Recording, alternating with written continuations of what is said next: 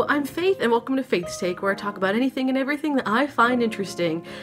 And I am finally back after a really hectic, crazy month with my Disney Q&A that I promised well over a month ago.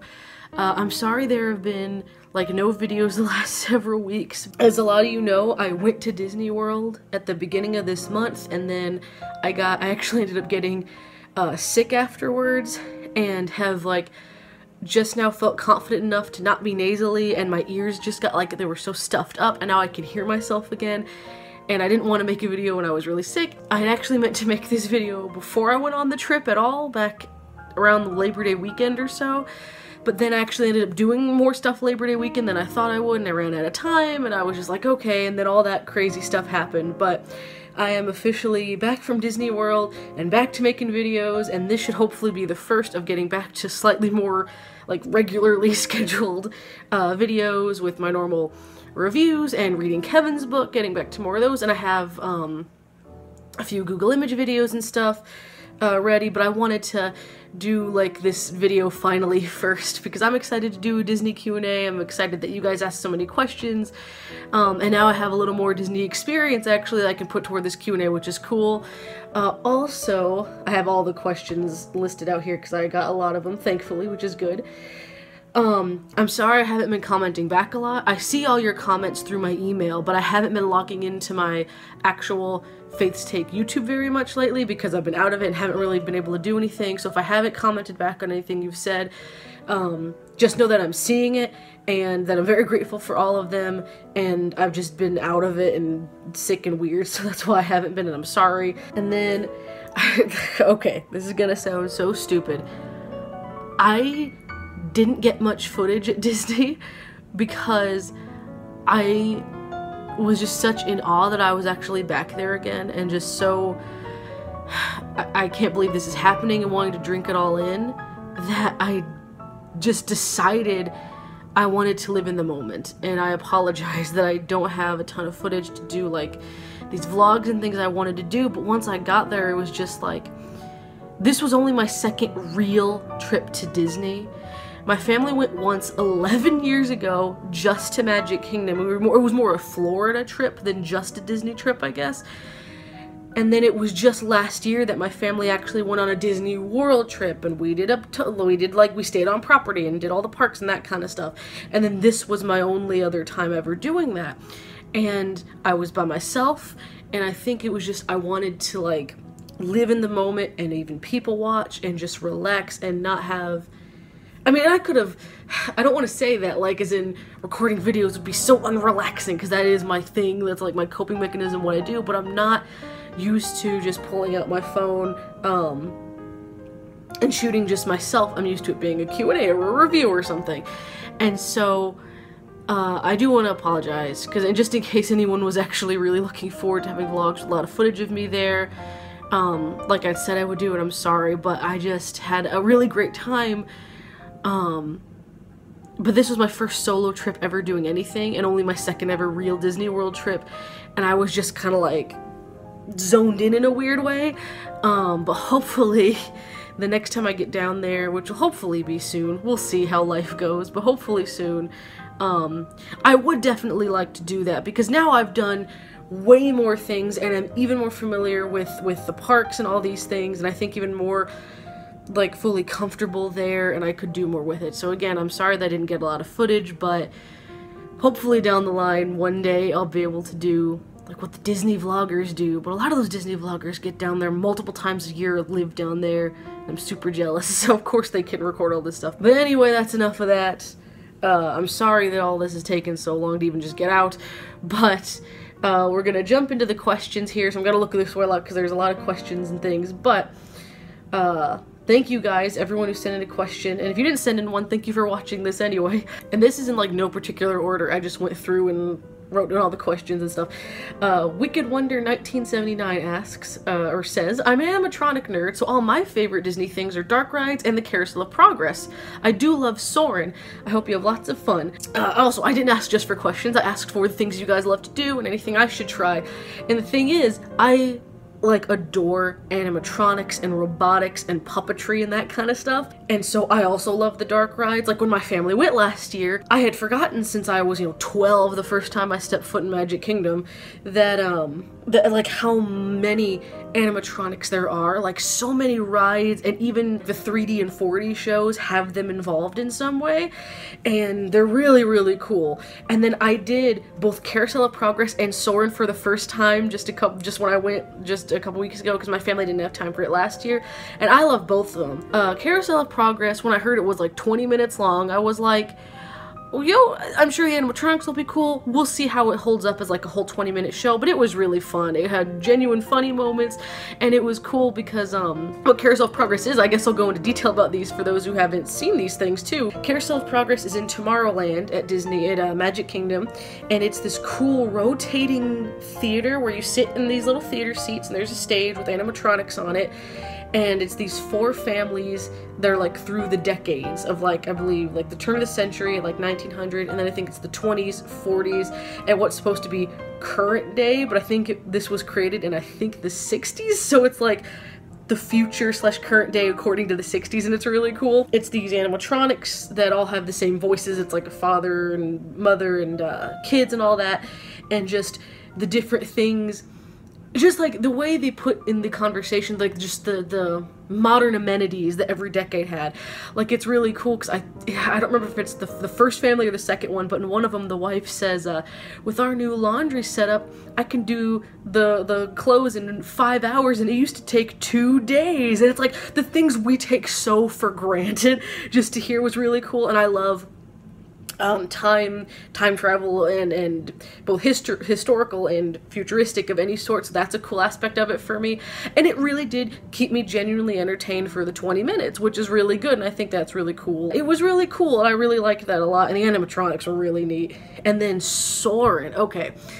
So Soarin' was always one that I and my sister, Maddie, who's the other huge, we're all huge Disney fans in my family, but Maddie is the one who like knows a ton about Walt and the classics and the parks and Disneyland. She probably knows more about Disneyland than I do because we've never been there. With Soarin', we were both like, I'm sure it's cool, but, it's not like themed to a film or anything. It's not, it like wasn't just super high up on our must-do list, so when we went last year, we didn't do it. And then this time I saw that the wait time was super short, and usually what you hear at least is that the lines for Soarin' are ridiculously long because it's everybody's favorite at Epcot or whatever. I was checking the Disney app where it gives you like wait times, current wait times and stuff, and it only had like a 15-minute wait. And I was like, I'll go do it then. I'm willing to wait 15 minutes. And the thing is, it wasn't even that. It was a walk-on. I just had to wait for like the current show to be over. And Soarin' is this ride where you sit in these like little seats. You sit down and there's this huge round screen in front of you. And you sit down and you take off and the ride like lifts you up like way faster. I thought it would lift nice and slow, and it was like zoom. And it lifts you up so close to the screen that it fills all your vision. You can't see anything in either side. You can't see the rest of like the room or the building, and it like blasts you with air, and it really makes it feel like you're flying, and you see these films. It's called, the official title is Soarin' Around the World because it's Epcot, and you soar through like Africa and some islands and stuff, and you're soaring above all these things, and it really feels like you're flying. If you're scared of heights, don't do it because it really does feel like you're up, because first of all, like I said, you actually are lifted up, so you are, several yards off the ground already, but then it feels like you're even higher because of the screen and the effects and stuff. And I love any ride or show at Disney that has a 4D aspect, where it has like wind in your face or water or bubbles or anything like that. I love that kind of stuff, and so anything that fully immerses you in the experience, I guess, and that's what Soarin' does. So I actually think Soarin' is worth a lot of the hype that it gets. So yeah, Carousel of Progress and Soarin' were both really cool, so those worked out really well for me. And next we have Mr. Kyle's Films 1 Productions. Have you ever heard of Mr. Toad's Wild Ride that used to be at Disney World? It's a very impressive and great ride, but it was closed due to Eisner wanting a Pooh-themed attraction more. Also, what's your favorite ride at Disney World? I have heard of Mr. Toad's Wild Ride because I knew that they had swapped it out for the Winnie the Pooh ride at Magic Kingdom, but I believe it still exists at Disneyland, so one day I would love to, I'd love to get down to Disneyland anyway, but that is like really high on my list to see this now defunct at Disney World ride and see what it was like. The only thing I know about it, other than it being a classic that was taken out of Disney World, is that at some point, it's because it's based off of Mr. Toad, like from Ichabod Mr. Toad, and that he has that crazy car or whatever, that he like drives it and crashes it and you end up in hell or something in the ride. So I would love to see how that works out and how that is in the ride. I think that's pretty funny. But it was replaced by the Winnie the Pooh ride, and I actually really like that ride more than I thought I would. Like I said, I definitely still want to experience the Mr. Toad ride, but the Pooh one is actually much more fun than I thought it would be, with how they incorporate the vehicle moving in different ways, because in one scene it's raining and they make it feel like you're swaying on like the river, like the water, and there's another one where Tigger's bouncing and it makes you feel like the car's kind of bouncing around and stuff like that. And then when it comes to what my favorite ride is in Disney, first off, just for my own personal favoritism reasons, my absolute favorite thing at Disney is Muppet Vision 3D at Hollywood Studios. And that's just, I know, a personal bias because I love the Muppets so much. But if you're talking about an actual ride, then I mean, I love a lot of them. Like I said, I've discovered a lot that I love now, like Soarin' and the People Mover. I love Space Mountain, and I love Big Thunder Mountain. But I have to say that my absolute favorite has got to be Splash Mountain, because it is just, it's amazing. It is such a perfect ride. It has, what Splash Mountain is you get in this little, like a little log flume ride. There's a story, and it has like it has a lot of dark ride elements. It's based on the cartoon portions of Song of the South. You see the characters going through this little storyline, and there are 3 main big drops in the ride that get bigger and bigger till you get to the top one, which is the 50-foot drop, and it's the steepest as well, where everyone gets the picture and everything. But there are a couple little mini drops, and the thing is also you get really wet, so you get both the dark ride, or you get all the dark ride aspect, the thrill aspect with all the falls, and a water ride aspect, because most likely you will get wet, which I actually really love. So you get all these 3 things. You get the animatronics, and you get the falls, and you get the water, and so I just think it's like a perfect representation. If you also asked me like what is a quintessential, like what ride embodies Disney World the best, I'd probably say Splash Mountain, because it has so many elements of so many different rides, and I think that's really cool. I think it gives you a really good taste of what Disney World has to offer, so that I think would definitely be my favorite ride. Next we have Breakfast Gamer, who asks, what's your favorite sub area in either Disneyland or Disney World? Like I mentioned, my family, we've never been to Disneyland. I've never been to Disneyland. I will one of these days for sure. I end up actually really like Frontierland because it has both Splash Mountain and Big Thunder Mountain. But one that I really, really love a lot, that I wouldn't have said based on even the last time I was just or the time with my family, last year I was at Disney, but thanks to this trip I just went on, I would say, is I think Tomorrowland is fantastic. It has great theming, it looks super cool at night, it has a different feel, like all the lands, you know, in Disney, in Magic Kingdom, feel different from each other. They feel distinct, but they all still feel like the same park, which is really cool. But Tomorrowland, it really does feel like this fun, kind of futuristic, but kind of dated futuristic, and I really like that, though. I think that's really cool. Like, this was someone's idea of what the future is and will be, which I think is cool. And the thing is, when my family has gone, I believe when we first went to Magic Kingdom like 11 years ago, I don't think we did Tomorrowland really at all. And then when we went back this last fall, again, we didn't do much. We really just did Space Mountain, I think. And I think that was it. But now that I was there and by myself, I had more time for each park. And so I did Tomorrowland a lot because I did Space Mountain, but because I knew I loved that from last year. But I got to do like everything else, or most of it, and so I got to find out how much I loved like Carousel of Progress and the People Mover. I did the Buzz Lightyear the Buzz Lightyear Space Ranger spin. And so between the theming and all the cool rides and the fact that I think you have like a really thrilling ride with Space Mountain, you have a fun competitive ride with the Buzz Lightyear ride, you have nice calming stuff with the People Mover and Carousel of Progress. I think it's a really well-rounded section of the park between everything. So I think I'd have to say that when it comes to like the specific lands and areas, I think it's Tomorrowland in Magic Kingdom, which I never would have thought before going this last time that Tomorrowland would end up being my favorite, but I think it is. And then, like I said, I asked for suggestions as well as questions, and Emma and John, you're welcome, said that we tried the Chip 'n Dale campfire thing over at Wilderness Lodge, and that was fun. Yes, I've heard a lot of good things about that. I didn't get a chance. I didn't do any resort hopping. Like, I spent like all my time at the parks and like a sliver of time at Disney Springs, especially like the first day I got there. I didn't get a chance to do that, but I've seen footage. I've seen a lot of people say it's like Chip 'n Dale have this like campfire sing-along and you can make s'mores. So that would be a really cool thing to do. I think the only thing I've ever done in that area was my family did go to that like section to do the Hoop-Dee-Doo Revue dinner show, which was super fun. We did that last year. But I would love to explore more stuff in like the Wilderness Lodge.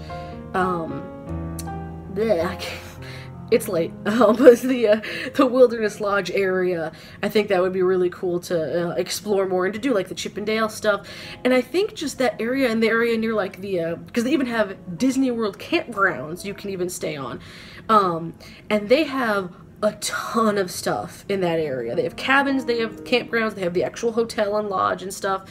But you have like fishing and horseback riding and I think boat rides and all this stuff. Like, it is a super inclusive resort. So if you wanted to have a lot of stuff to do that didn't have to do with the parks or shopping or restaurants at all, it's like there's like, because there's all of Disney World, but you could just spend a whole day easy at that resort doing a lot of fun stuff.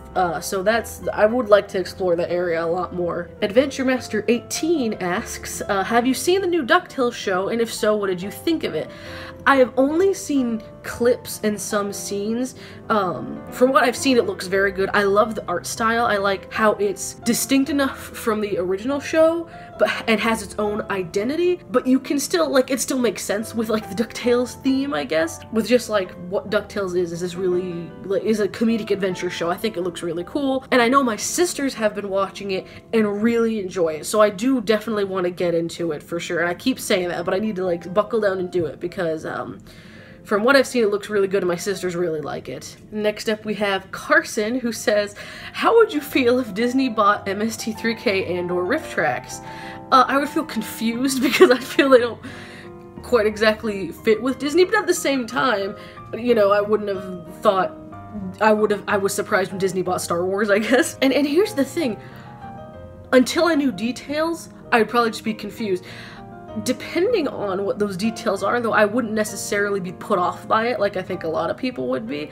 Disney, I think overall, takes decent care of the properties that it buys by either hiring the type of person that they need to be in charge, like Kevin Feige, to kind of, you know, he kind of rules over Marvel, or they try to keep a lot of the great people that made it what it is. Like, they kept Kathleen Kennedy for Star Wars, which might not have been the best idea given some circumstances, but, you know, but,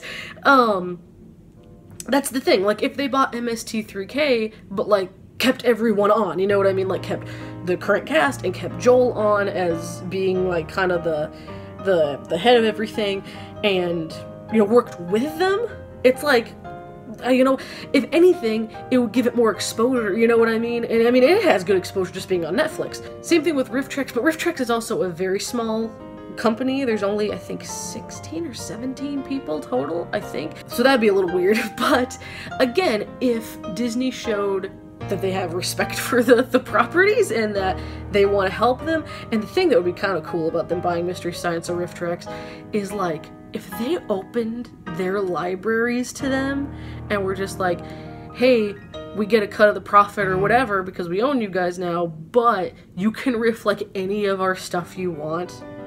That would be pretty freaking awesome. So that might be like the really best thing to come out, is now they could do all the Marvel movies and all the, well, RiffTrax did all the Star Wars movies, but I mean, like, they could sell it together. They wouldn't need to be the MP3 versions. They could riff like the Black Cauldron and all the Dark Age movies and things like that. That'd be pretty sweet. So I don't think it would necessarily be the worst thing, as long as Disney treated it with the same respect that's been treating a lot of the other properties that it's garnered over the past, like, decade or so. Next we have Elisar 2025, who says, "Hi Faith, I'd be curious to know your favorite Disney animated film from each era. The classic era from Snow White to Jungle Book, the dark era, anything post-Jungle until The Little Mermaid, the second golden age of Disney from The Little Mermaid to Mulan, and then anything post-2000. Also at the park, do they have I don't know if this, I'm Italian, I'm so ashamed. Do they have Zeppelis or Zeppolis? I'm assuming it's Zeppelis. Totally awesome when made right. To answer that question first, I didn't see Zeppelis, which I had to even look up. Ugh, I know a lot of Italian food, but I didn't know this. They're like a fried dough dessert. I didn't see those specifically on any menu, but I didn't eat everywhere at Italy and Epcot, so if there was going to be a place you could find them, I'd assume it'd be there. But as for my favorites from every era, I did have to think about this a lot, especially with the classic era. And granted, but just to say real quick, I haven't seen every classic era movie, nor every dark era movie, just so you guys know, just full disclosure, these could change eventually, but I've seen a lot of them. When I really thought about it, my favorite from the classic, I think, would be between Cinderella and Peter Pan. I think they both have brilliant animation. I think I like Peter Pan's story a little bit more, and probably the characters a little bit more, but Cinderella I personally think has better music. At least I like the music in that one a little better. And they both just have, like, and I mean all Disney movies do, or most I'll say, but they have such heart and passion behind them. I think all the characters are good. It's just, it's hard to get a grasp, because it's been a while since I've seen either of these in full. It's just, you have, you know, these are like Disney just becomes the quintessential tellings of these tales, you know, like anytime you hear Cinderella now, you think of the Disney Cinderella, and every time you think of Peter Pan, you're gonna think of Disney Peter Pan first, in most cases. The classic era and the dark eras just aren't my first choice for most Disney films, because I grew up in the age of the Renaissance and after. And like I said, I've seen and I enjoy a lot of the older Disney movies, but they're just not the first that come to mind when someone asks what's your favorite Disney movie. So having to think of the era, like, I wouldn't have thought Cinderella and Peter Pan off the top of my head until I really thought about it. And then I was like, yeah, I guess it would, because if you're gonna sit me down and be like, Faith, we're gonna watch a classic era Disney movie, which one should we watch? It would be one of those two, in my opinion. But when it comes to the dark era, at this point, I would have to say it's Robin Hood. I think it's fun. I like Robin Hood as a character. I think all the characters are really good. I think it's really funny. I've seen it several times especially because my sister Maddie really likes it a lot. I think it's one of her favorites from that era for sure. And even though it reuses a lot of animation because they had to cut a few corners there, but it's still really good animation and it's really fun. And I love when I watch anything and someone that was on the Muppet Show was in that thing, and the singing chicken narrator is, I think it's Roger Miller, and he was in season 3 of the Muppet Show, and that's how I knew him. So things like that are always fun. And then, but I haven't seen Great Mouse Detective, which I've seen a lot of pieces, I've seen a lot of clips, I've seen a lot of things, I know a lot about it. And so I would say that could overtake Robin Hood when I finally end up sitting down and watching it. But for now, I would say that it's Robin Hood for the dark era. Then for the second golden age, Renaissance era, my answer to this, and usually my answer to just what is your favorite animated Disney movie, is usually Beauty and the Beast. It is just as close to perfect. Yes, there are some minor fairy tale plot holes, as literally every fairy tale and literally every movie has, but overall, it is one of the tightest scripts.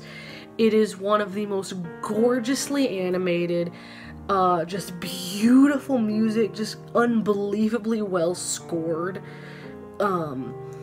you know, well acted, just beautiful pieces of animation history that we have, in my opinion. It's, you know, people love it so much. They saw the crappy live-action new version and it made like $1.5 billion or something crazy like that, 1.3 billion, something like that, and it booked on you having seen the last one, having seen the original one. But the original, it was so important as well to show. I mean, it was the first, and I personally think only, real animated movie that got nominated for Best Picture, not Best Animated Picture, that didn't exist yet, Best Picture at the Oscars, back when they only had, I think, 5 slots. And then when I think Up got one, and I think one other movie got one, I mean, Up's a good movie, but that was when they upped the Best Picture nominees from 5 to 10, and they kind of had to round it out. I'm just saying. I'm not saying Up doesn't deserve its spot, but it was, you know, it's a different circumstance. But Beauty and the Beast kind of showed even the awards circuit, like, what animation is worth and what you can do with that medium that didn't have much respect at the time. And so I think Beauty and the Beast really was revolutionary in that way. So I've got to go with that being my favorite Renaissance one, for sure. And then finally, for the last 18 years since 2000, it's Tangled. It's easily Tangled. Tangled is, again, it was the rebirth of Disney animation after having a really rough patch, and then having Princess and the Frog really disappoint, which was really unfortunate. And, you know, I think a lot of people were like, Disney animation is kind of floundering, what are they gonna do? And then to have Tangled come out and be, again, a very well told, just well done fairy tale. Like, I love how they took a story that we all know with Rapunzel, but gave it more of a backstory, or like a backstory that was unique to it, with like, giving her magic powers, why she has the magic powers, how they work. I think Rapunzel is also one of my absolute favorite princesses, second only to Ariel. I know I just said Beauty and the Beast is my favorite movie, but Ariel's my favorite princess. But I love how Rapunzel is so, like, curious. I also like that she's not sure of herself. And yes, it's because her you know, mother has, like, messed with her and twisted her thoughts for these 18 years. But I like that she was always like, should I be doing this? Should I go back to my tower and everything? And wasn't just like, I'm just gonna go conquer the world and everything is gonna be perfect, or I'm gonna be strong enough to do it. Like, I'm glad that they didn't push that, you know, strong, independent woman and just, like, let her be this, you know, naive child that also was unsure of themselves and wasn't so naive that they're like, everything's gonna be fine. No, she was worried about a lot of things, and I like that a lot. And then I think she was just really likable. And I think that they did her really well. I think they did the story really well, by giving it its own twist. Like, I've never heard Rapunzel told like that, so I think it all worked really, really well, personally. And it's what kicked off, like, we wouldn't have Frozen if we didn't have Tangled first. And we wouldn't have Moana if we didn't have Tangled. Like, all these recent movies, but especially the princess ones, we wouldn't have if we didn't have Tangled first. Next we have Natalie, who actually commented on Elisar's and said that was going to be her question too, or more specifically, just what is your favorite era of Disney movies? And she had another question that we'll get to in just a second. But my favorite era is the Renaissance, where we had Little Mermaid from 1989 through Tarzan 1999. Those are the ones that I really, really grew up with, and that are such a huge part of my childhood. I could quote most of them inside and out. Oh, and I still haven't seen Rescuers Down Under, actually. I fully admit to that. I have not seen that one yet. But I believe outside of that one, I've seen all the Renaissance ones. Grew up with the vast majority. The only two I didn't were Hunchback, which I only saw recently, and then Pocahontas a little less. Or like more than Hunchback, but less than the others. But the Renaissance was just a huge part of my life and who I am as a person, really, because back when I was about between 8 and 10 years old, and really started getting into filmmaking and learning what it is in animation and things, that's when DVDs were first really coming out and getting really popular. We started getting all the Disney DVDs, and all the Renaissance movies were coming out with like 2-disc special features. And so I would watch the behind the scenes of like Little Mermaid and Aladdin and Lion King like over and over and over, and just like absorbing all this information about it and how they were made, and learning so much. And so the Renaissance really affected me when I was like a baby and growing up with these movies for the first time, to then when I was, you know, a preteen, really starting to just learn what film is. A lot of what I know about film and animation is because of the behind the scenes of these movies. And so the Renaissance is easily the era that I love the most and has affected my life directly, like the most. And then Natalie's other question was, what Disney movie from any era do you think is too underrated? Easy, it's a Renaissance movie, it's Hercules. A fun fact, that was the first movie I ever saw in a theater when I was like 2.5 years old. I am a huge Greek mythology fan, and I know that movie has F all to do with the actual story of Hercules. Very, very little. But it's hilarious. The animation style is different. That's one of my favorite things about the Renaissance also, is just how every movie has such a distinct style to itself.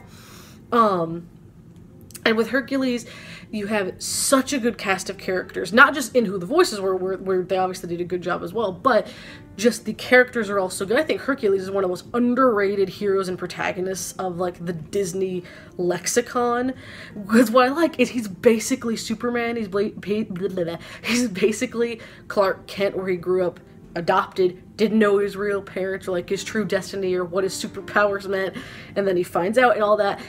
Hades, one of the greatest villains, Meg, one of the greatest female characters, and I think Hercules is getting a little more recognition. I think a lot of people my age, a lot of like college age, like late teens to college age kids, remember and love Hercules from when they were growing up. But it didn't get the respect I think it deserves when it first came out. Such amazing Alan Menken music, by the way, with the muses. I love the having like singing narrators throughout. I think it's fantastic. Like the Greek chorus, like embodying the Greek chorus in this movie was such a good idea.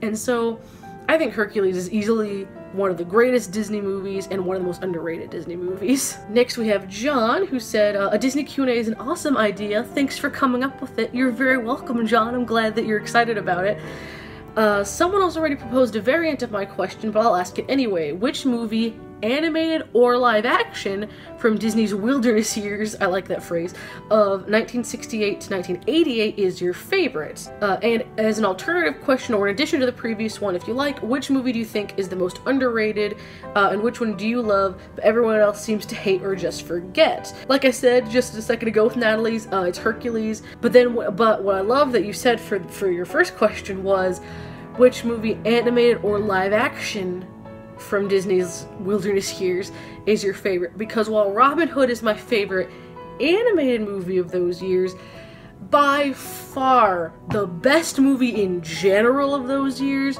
Who Framed Roger Rabbit from 1988. Easily, in my opinion at least, the best Disney dark era movie. It is so good because it's such a classic, because you took one of my favorite type of movies, like the mystery and the noir type movies, and you seamlessly put that animation in there, and just the amount of work that it took to get that animation right.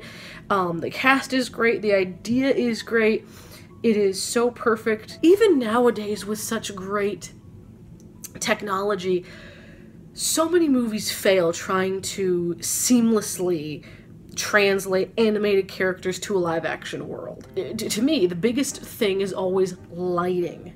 Lighting is very important.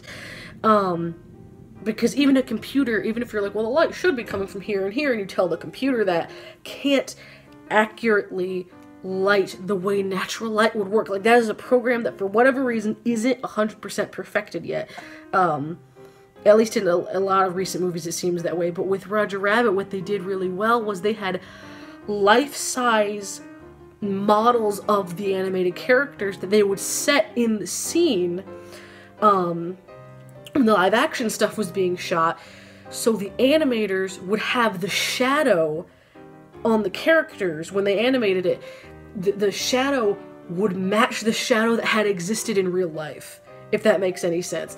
And so they were able to, as accurately as possible, get that. And again, you gotta, like, this is 30 years ago, and we still miss details this good in a lot of movies, where at one point, when Roger touches a chair in Eddie Valiant's office that's covered in dust, he moves his hand, and there is a handprint in the dust. Like, it's an animated character and that happens. Like, how cool is that? Like, the little details and things like that in the film. Like I said, I don't think we've been able to duplicate how cool it is, both animation-wise and story-wise, since then. And it's its 30th anniversary this year.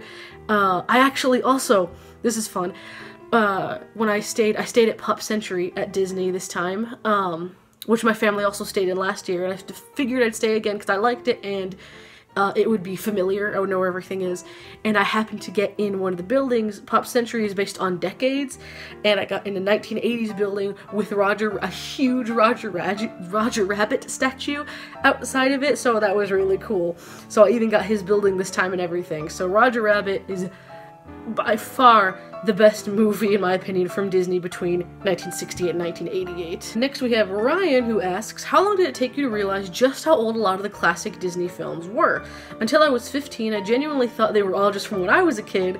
It helped that I was the perfect age to experience the Renaissance era, with The Little Mermaid being the first film I saw in theaters at age 5. That's really cool. But it only took me, since I was probably, like I said, maybe a good estimate would be around 9, to realize how old a lot of the Disney movies were. But I can't remember when I first heard how old the Disney movies were, or like came to terms, I guess, with the fact that like Snow White's from the 30s and that kind of thing. And I think a lot of that is because I grew up watching all the bonus features and learning literally as much as my brain could hold about these movies. Next we have Mark, who had suggestions about Disney World. He said, next time I go to Disney World, I want to do some of the behind the scenes tours. I can't specifically recommend any, but they all sound interesting. And definitely do at least a day at Animal Kingdom and 1 or 2 at Epcot. So to start with this, I really considered doing one of the tours. I ended up not, because I wanted to make sure I had enough money to have like an emergency fund budgeted in just in case anything happened, whatever that would be, issues with flights or anything. And so I didn't do it, but there are a lot that seem cool. I saw one that's like an awesome behind the scenes safari thing at Animal Kingdom that's really cool. But yeah, I didn't do any, but one of these days, maybe just the next time I plan to go to Disney World, I'd love to plan, like schedule one in and plan one and have the money set aside. They're not even, a lot of them aren't even that expensive, but take the time and money to do one for sure. And then when it comes to Animal Kingdom and Epcot, I spent a lot of time at Epcot. I love Epcot. It's so cool. There's so much to do. I got to do a lot in Future World finally, which my family didn't really do last year. You have all the different pavilions and all the places to shop and eat, and there's like so much cool stuff to do. So I love Epcot, and I did spend a lot of time there. Animal Kingdom is a funny story, because like I said, last year my family went on our first ever real big Disney World trip and did all the parks. I didn't get to do Animal Kingdom because my shoes, I have very odd feet, let me preface with this. They're very wide, but I have like no heels, like the slightest heels. That runs in my family. We're very slight heels. And so my shoes were always either a little too big or a little too small, and there's like no in between. The pair that I wore to Disney, well, I thought, well, they were good for walking around a lot at home and were really broken in. It wasn't until you're walking 10 to 15 miles a day that you realize your shoes don't fit that well. And I got 7 blisters. Both of my pinky toes blew up to at least twice their size, I would say. And Animal Kingdom was the last park we were going to, was our 4th park. And by then, I literally couldn't walk. My feet had been burning for days, and I couldn't walk. I knew I just physically was not able to do it. And so my family went to Animal Kingdom, and I did not. I stayed at Pop, and it was okay. I think it was good for me to have, like, that cool down day, but I was really upset because that was our last park day, and I didn't get to do all 4 parks in the same week like my family did. So actually being there by myself was my first time at Animal Kingdom, and there's a lot I didn't end up getting to do because I only ended up spending a day there. When all the other parks I spent a little more time, and I did really like it. I would say of the 4, it's my least favorite park. But that doesn't mean I don't like it. Like, I did enjoy it. I think the Pandora section's really neat to look at. I mean, I like the theming and things like that, but compared to the other 3, they just have more that's for me. I did enjoy it though, but I just think that the other parks all have things like they have rides based on certain movies or just certain aspects to them that just cater more to my personal tastes. That's it. Also, I will say this. My family really hyped it up. And they were just like, oh, you would have loved it. It was so good. And so I think in my mind, I was like, oh, it must be as good as all the other parks and have all this great stuff. And again, it's really cool. But just for me personally, it didn't live up to the other parks. But also, I think I love Hollywood Studios way more than the rest of my family does. So I think it just depends on what your tastes are. And then next we have Bobby's suggestion. Hi Faith, how are you doing? I'm doing well, Bobby. Hope you're doing well too. He says, I live in Orlando, which is really cool, and I'd like to suggest that you try Disney on-property restaurant called the California Grill. It's at the top of the Contemporary Resort Hotel. The views are absolutely amazing, and if you go for Sunday brunch, it's all you care to eat. The food is excellent also. That is another thing that I had thought about doing, but ended up, because like I said, I barely did any resort hopping, or I didn't do any resort hopping actually at all. Because I ended up thinking I'd rather spend my time in the park. I scheduled most of my meals and stuff to be at places in the park or made reservations in the parks. But I've heard that California Grill is supposed to be delicious, and I've seen the views in there. Like, I've seen, well, pictures and videos of the views, and it is incredible. You get amazing views of Magic Kingdom. For those who don't know, you get amazing views of Magic Kingdom. They say that the best part is you can see the Magic Kingdom fireworks, and that they will pump the music into the restaurant, so you hear the same thing people in the park are hearing with the fireworks, which was really cool. Like I said, one day I would love to eat there. Again, there's so many things I didn't get to do that I would love to do. I've just got to make a huge bucket list and be checking stuff off. And then we have AkbarFan5556 who asks, question, do you play or watch Kingdom Hearts? And if so, what movie or story would be good to put in the game? For example, the Three Musketeers from 1993 would make a good level. I do not play Kingdom Hearts. It's the kind of thing where I've never been much of a gamer, because I love the idea of Kingdom Hearts. I think it's really cool, and I know a lot of people, I've seen a lot of people on the internet that are super excited for a lot of Kingdom Hearts things, and again, maybe one day get into it, but I've never been a huge gamer. And then Akbar Fan also mentioned, if I was back at the Haunted Mansion and in the attic with Constance Hatchaway, I'll get to that in a second, I would yell out either, as she's voiced by the same actress, or something more explicit that I won't say here. So, the reason I wanted to talk about this for sure, too, the Haunted Mansion is such a good ride if you've never been on it. It's really cool where you're sitting in, it's a dark ride, and you sit in your little ride vehicle, and you go through the Haunted Mansion, and you get to see all these really cool effects and animatronics. I totally didn't remember the attic scene, and the attic scene is the only part of the ride that I think is actually creepy, which I think is really cool. That actually makes it one of my favorite parts of the ride. You're going through this attic and there are portraits of this married couple, and the husband's head keeps like flickering in and out of these pictures, and at the end of the room, as you're about to go into the next scene, there's this woman in her bride outfit holding an axe, and she's saying things that you would like say on your wedding day but super creepily, and that part did kind of get me. I don't know why. I think it's really cool, but it is like the only part where I'm genuinely like, that's actually pretty scary and creepy. That's a good job, Haunted Mansion.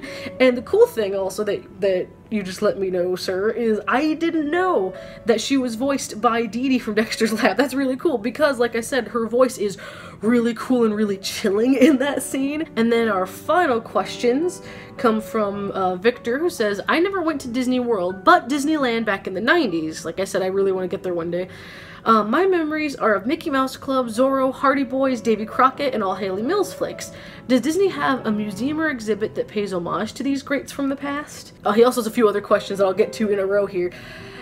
As far as I know, at Disney World at least, I didn't see any museums or exhibits that are like specifically about those characters and those like properties, I guess. But there is a really cool museum at Hollywood Studios called the Walt Disney Presents. It's this really awesome like walk-through little museum where it has like, it talks about Walt's life and how he created Disneyland and Disney World, and there are a few little videos shown throughout. They have this really cool multi-plane camera where it shows how you take different pieces of art and kind of layer them, and it would give the picture depth and a lot of cool things like that. So there is a museum there, but it's just not about the different properties, more about Walt himself. And the next question was, is It's a Small World still a ride? Yes, I believe both at Disneyland and Disney World.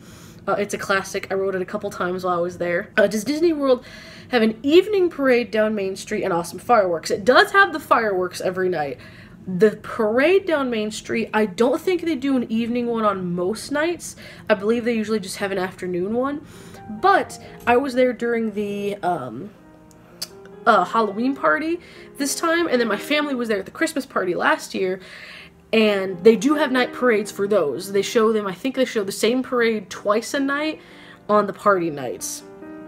So they do have night parades for those. On normal days, I don't think they do. I think they just have the afternoon one. And finally, this I think is a great question because I have a really good answer for it, I think. And not to bring you down, but how hectic are the crowds and waiting lines per venues, and which are the most popular? Okay. So I planned my trip. I got there on September 4th, Tuesday, September 4th, the day after Labor Day, and stayed until Wednesday, September 12th, and left that day. And my family last year went in mid-November from the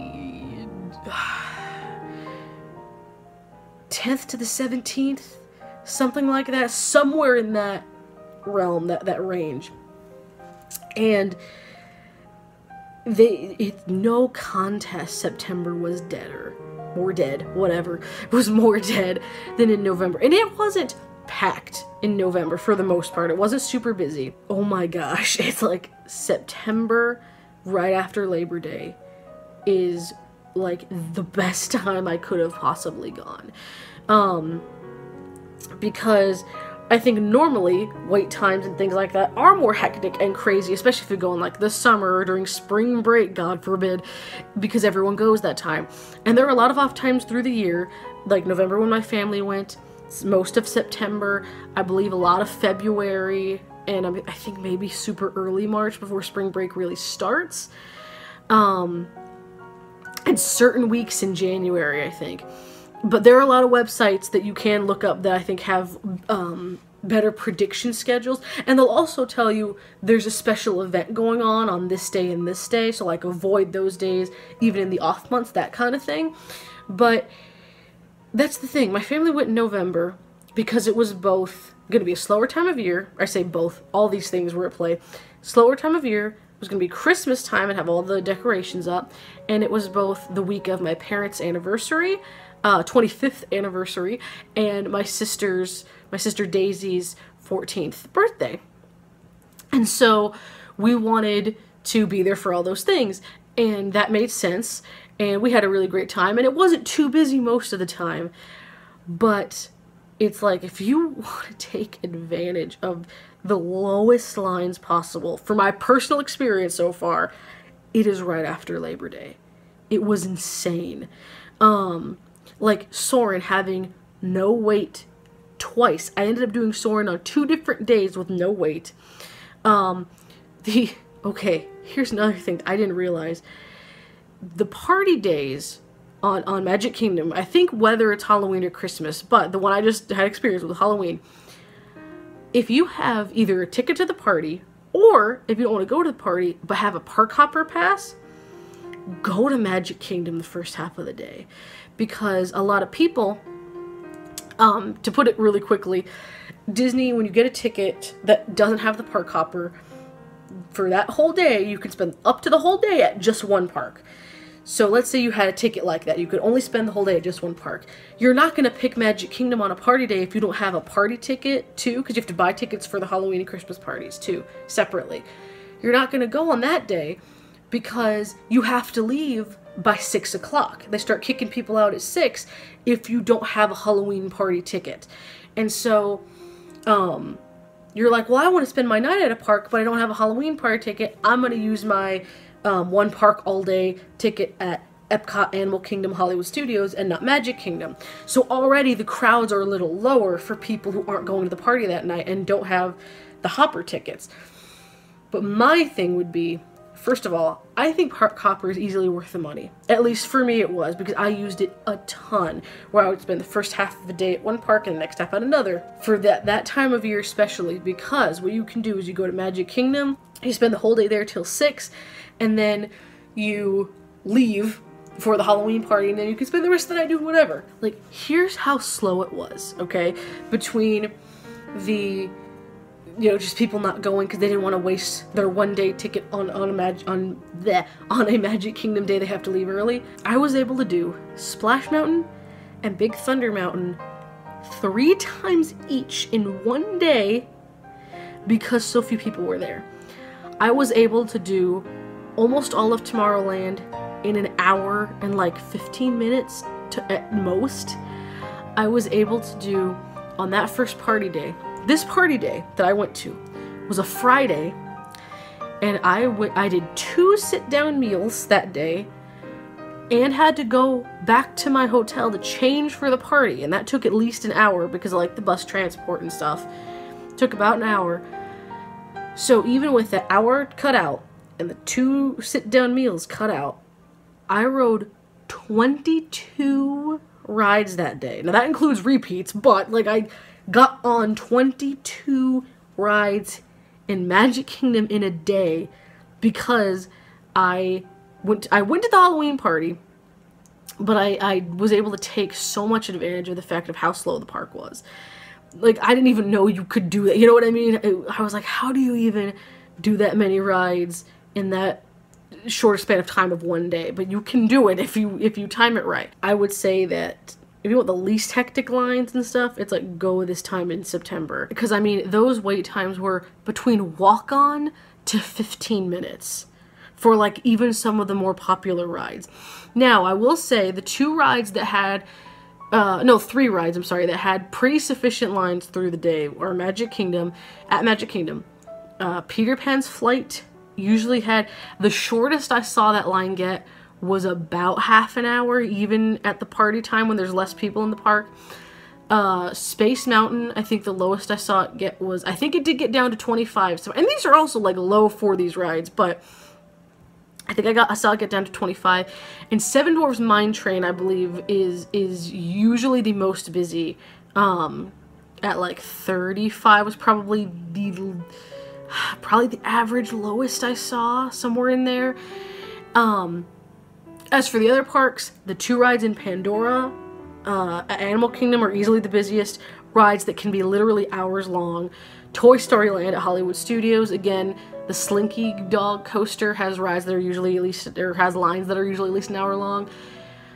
And at Epcot Frozen, usually about an hour. So I would say Seven Dwarfs Mine Train, both the Pandora rides, Toy Story rides, and Frozen rides, and Soarin' often, are usually the longest waits. But I got a Fast Pass for Frozen twice, so I was able to do that. Soarin' had no lines. Pandora I did miss out on because I couldn't get the Fast Passes. And then Mine Train I ended up not doing because I could either use a Fast Pass on it or do something else. I chose the other thing. So, but if you can get the Fast Passes and go that time of year, you're going to be able to hit most of what you want, because you're going to be able to, if you can get Fast Passes for the highest, those things that are super busy ones, everything else is going to have 20-minute to you can time it to where if you use the app and find the wait time stuff, you can find stuff with 20 or less minute waits a lot. So I would say if you go at this time, it's actually not hectic or many lines at all, which is fantastic. So just keep that in mind if you're planning a trip for like next year or something, or just trying to think of a good time of year to go, then that's easily what it is. Thank you guys so much for all the questions and stuff. I hope I answered them well, and that you guys enjoyed this. From what I can see on the time of my phone, it's gonna be kind of long, so I hope you guys really like it and that it entertains you enough. I'm actually kind of glad I waited and didn't do it till now, because a lot of the questions had to do with Disney World specifically and were things that I think I could answer way better now than I could have a few weeks ago before I went. So I'm very glad that I waited. And thank you guys for being so patient with me. Again, I haven't seen, a ton of people have unsubscribed because no videos are going up, which is what I'm always worried about, because, like, I don't want you guys to be like, she must never be coming back, when I am coming back. I promise, even if it's a long break, like, I'm coming back. It's like, usually it must be I'm sick, or there's some kind of family emergency or something. So, but thank you guys for being loyal and sticking around.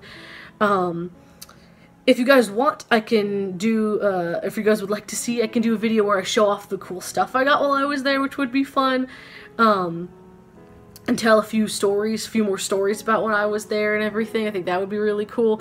There just wouldn't be a lot of actual, like, footage from the parks to do it with, but if you don't mind hearing me just talk about things, then we could do that. And I will be getting back. I have a RiffTrax video I'm working on, another shorts reviewed video, and finally I'm gonna get to those Mystery Science ones I need to do, and another RiffTrax Live, and there's a lot of stuff I want to do. So, as always, thank you guys so much for watching, and I'll see you guys later.